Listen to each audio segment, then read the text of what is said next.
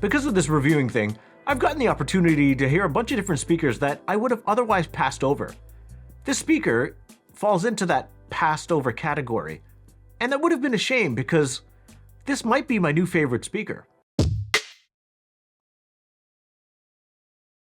The Revela 2 is a stout 3-way floor-standing speaker. It features twin 6.5-inch woofers, a 6-inch mid-range driver, and a 1x2.5-inch ribbon driver taking care of the high frequencies. Frequency response is 40 Hz to 24 kHz, bass extension at -6 dB is 35 Hz, crossover frequency is 650 Hz to 3.8 kHz, sensitivity is 89 decibels, and the recommended power amplifier is 2 to 200 watts. The speaker stands just a hair over 37 inches high and weighs 60 pounds. It's available in piano black gloss and piano walnut, and it retails for $4,495 US. Those last 2 points are the main reasons I would have passed the speaker over. The price, I'm cheap, it's not an expensive speaker, it's just out of my price range, and the gloss. But all of that would have been a shame because this speaker would have moved into my favorite speaker slot, and I would have missed out on an amazing speaker. The Revela 2 has a smaller sibling, the Revela 1, which is a bookshelf version, and that review is also coming. With the piano gloss speaker, the main downside is fingerprints, and I really hope that a matte option is available at some point because I really love this speaker. It would also help my poor video skills because I have a hard time not having myself or my lights show up in any of the video. But if you like piano gloss speakers, this one's made for you. It's absolutely gorgeous. The design and the construction of the speaker is immaculate.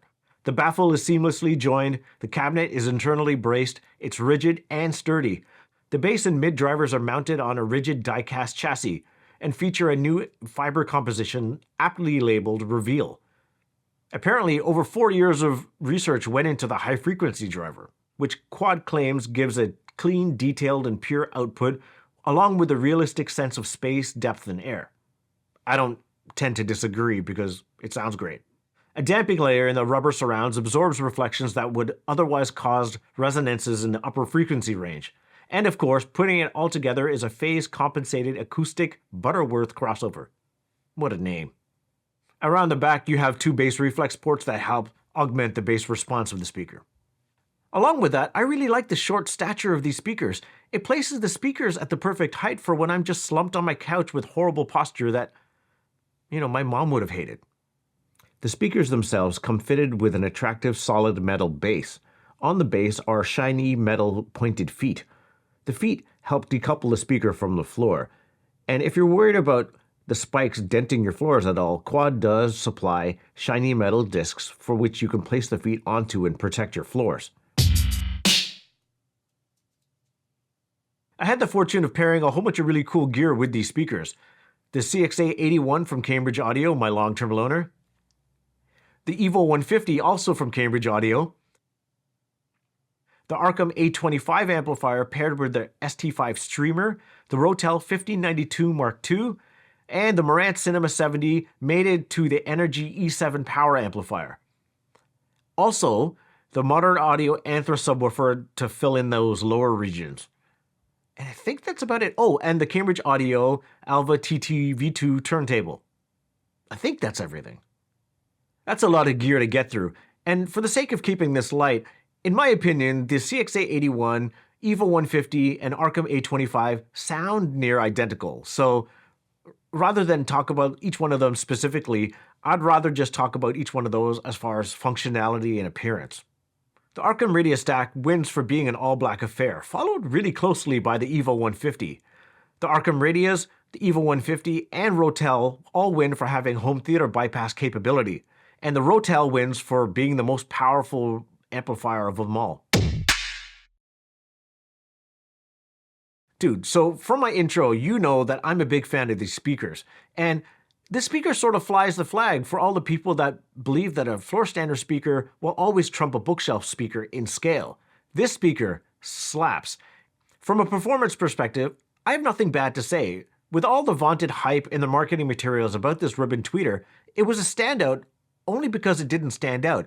And that's not a bad thing. I found the cohesion between all the drivers to be exceptional, and I was just able to enjoy my music with the speakers almost disappearing into the background on occasion, which was not something that you normally hear. Normally, like, especially doing this review thing, like, you have the speakers playing and you're like, oh yeah, the speakers are doing this. But for a lot of the time in this review, I was just like enjoying the music and I forgot to write down notes because everything just sounded great.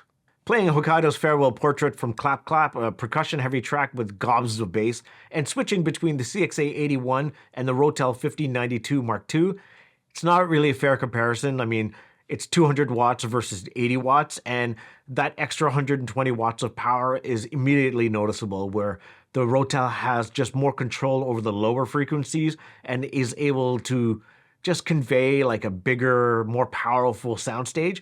Not to say that the Cambridge is bad, not in any stretch, but the Rotel is just able to pound that track out more, especially with these speakers. It also gave these speakers more guts and grunt, and it was able to play loud with exceptional control, and also quiet with the same level of detail, which is really cool. The 100 watts of Class G power on the Arkhams made it a contender for the Rotels, and their looks kept them connected longer than most, especially in our living room where beauty sort of wins the day. But I did find myself missing the warmer sound of the Rotels and the tone controls, which allowed me to augment the sound to my liking. Which leads me to the Cambridge Audio Evo 150. That also has tone controls, but it's also Class D power. I think between the two, I still prefer the sound of the Rotel. It's just a warmer sound that I enjoy, but the Evo 150 comes really, really close. With the Arkham stack as the heart, the Anthra W12 filling in the low end, these speakers playing Terran Flow's Twisted Sister via thumb drive is just all the feels. Like, I mean, how do you describe a big, creepy drum and bass track other than tune? It's a hell of a tune, and I can get lost in this one. And fortunately, I had this set up when I finally got a hold of that track via Beatport, and I mean, all day. Yeah, I played it until everyone got sick of it. And when people were out of the house, that's when I turned it up to 11. To be honest, the only thing that ever strained was my hearing. I had to back it off a bit to save my hearing. And it was super clear, sounded great with the Arkham stack, though, again, did sound a bit bigger and fuller via the Rotel 1592 Mark II. And the fact that I was able to just augment the upper bass region with the tone controls was really beneficial. But don't worry, it's not all about bass. Playing Bobby Caldwell's My Flame via the Cambridge Audio Alva TT V2 turntable, that's a really long name. But that song sounded gorgeous via these speakers. And again, I just got lost in the sound and the speakers felt like they just disappeared into the background.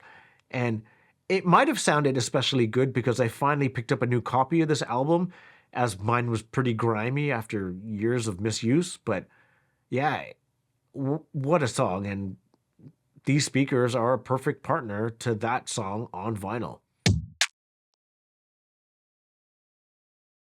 Of course, I use these speakers in a 2-channel listening setup, but I also use them in a home theater setup. Now, Quad's Revela series doesn't have a dedicated center channel, so I used a bit of a Frankenstein setup. What I did is I used the Quad Revela 2s as left and right, the Quad Revela 1 bookshelves as the side surrounds, and for the center speaker, I used the B&W 607 S3, and as the rear surround, I used the other 607 S3, and that was my surround setup with these speakers. For the amplification, I had the Marantz Cinema 70 as the heart, and then I used the Rotel 1592 Mark II to power the front, left, and right. With the Monitor Audio Anthra sub in place, that entire Frankenstein system might be my favorite home theater system over the last few months. I've had a lot of dedicated home theater packages in-house, but for some reason, maybe it's the fact that I had to hodgepodge this one together and I just have an emotional heart for it, but I loved the way this sounded. And yeah, I didn't get maximum cohesion with like a hodgepodge of different speakers, but to my ears, just for cranking it up and enjoying a big movie like, well, I watched Sisu through this system, and if you haven't seen that movie, it's amazing. It's just John Wick, except this guy's just killing Nazis.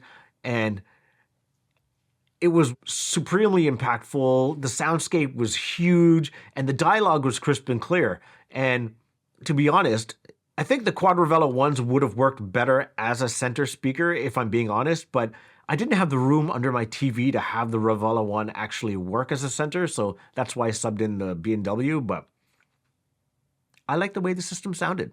I also watched Prey, the best of all the Predator sequels, via this crazy home theater system, and like, again, all the crazy action sequences, especially, again, the killing sequences, I didn't just hear them, I felt them. Like, there was so much impact, and the atmospherics in that sound mix, especially when like the tension is rising and you're not sure where the predator is, like, it was very palpable, and this package was pretty phenomenal in reproducing a immersive cinema-like sound. If it was in the cards for me financially, I 100% would have picked these speakers up for myself. I love the way these speakers sound, and if you're on the market for a floor-standing speaker and these are in your budget, I encourage you to just go and give them a listen because they might just become your favorite speaker.